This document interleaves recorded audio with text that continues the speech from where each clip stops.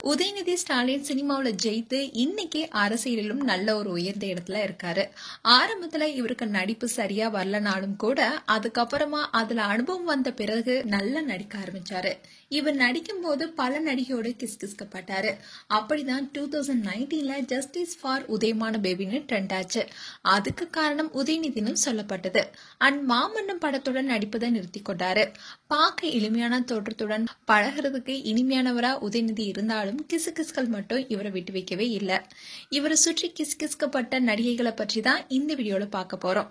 நடிகை ஆண்ட்ரியா இவங்க வெளிப்படையாவே பெரும்புள்ளி ஒருத்தர் என் வாழ்க்கையை சீரழிச்சிட்டாரு, அவரால் தான் சினிமாவில என் கெரியரே போச்சு, திருமணமான நபரால மிகுந்த மன உளைச்சலுக்கு ஆளான, அதனால நான் உடல் ரீதியாவும் மன ரீதியாவும் ரொம்பவே துன்புறுத்தலுக்கு ஆளாக இருக்கேன், அவரால் தான் நான் பாதிக்கப்பட்டேன்னு ஆண்ட்ரியா சொல்லியிருந்தாங்க. இத மறைமுகமா பலரும் தமிழக வாரிசு அரசியல் தலைவர் தான் காரணம், இவங்களுக்கு இடையே நெருக்கம் அதிகமாகி கருவானதாகவும் அதை கலைச்சிட்டதாகவும் பெரிய சர்ச்சை ஏற்பட்டுச்சு. அந்த சமயத்துல தான் ஜஸ்டிஸ் ஃபார் உதயமான பேபின்னு ட்ரெண்ட் ஆச்சு. அண்ட் அந்த பெருமொழி யாருன்னு ஆண்ட்ரியா சொல்லலனாலும் மொத்த கோடம்பாக்கமே உதயநிதி தான் சொன்னாங்க. அப்போ அந்த விஷயம் பேசும் பொருளா இருந்தது. நடிகை நயன்தாரா 3 படங்கள நயன்தாரா கூட உதயநிதி நடிச்சிருக்காரு. நண்பேண்டா, இது கதிர்வேலன் காதல் அண்ட் ஆதவன். ஆதவன் படத்துல கர்வத்தோட்டத்துல மட்டுமே நடிச்சிருப்பாரு உதயநிதி. இந்த படங்களால 2 பேத்துக்கும் நல்ல ஒரு கெமிஸ்ட்ரி உருவாகி இருக்கு. நயன்தாரா மேல காதல விழுந்தாராம் உதயநிதி. அண்ட் நயன்தாரா சினிமாவுக்கு வந்த ஆரம்ப காலத்துல சிம்புடன் காதல், அதுக்கப்புறமா பிரபுதேவுடன் நெருக்கம்னு சொல்லப்பட்டுச்சு. இந்நிலையில்தான் நடிகரும் அரசியல் பிரபலமான உதயநிதி ஸ்டாலினுடன் நயன்தாராவுக்கு ஒரு கனெக்ஷன் இருக்கணும்.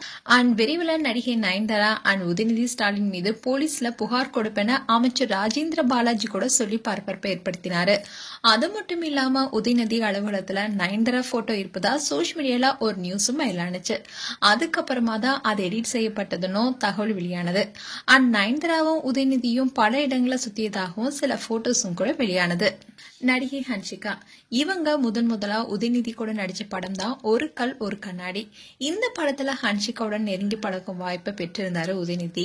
அதே மாதிரி ஹன்ஷிகாவுடனும் கிஸ்கிஸ்கப்பட்டாரு.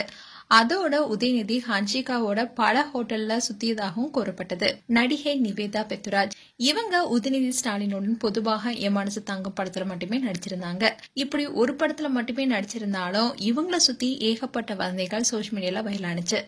ரீசெண்டா கூட சவுக்கு சங்கர் கொடுத்த பேட்டியில உதயநிதி ஸ்டாலின் நிவேதா பெத்ராஜுக்கு துபாயில 50 கோடி ரூபாய்க்கு வீடு வாங்கி கொடுத்திருப்பதாகவும், அதே மாதிரி உதயநிதி பண உதவி செய்து வருவதாகவும், பல கோடி ரூபாய் மதிப்புள்ள காரையும் வாங்கி கொடுத்திருப்பதாகவும், நிவேதா பெத்ராஜ் கார் பந்தயங்கள பங்கேற்கதான் விளையாட்டுத்துறை அமைச்சர் இந்த உதவிகளை செய்து வந்ததாகவும் விதவிதமான வதந்தியும் பரவனது.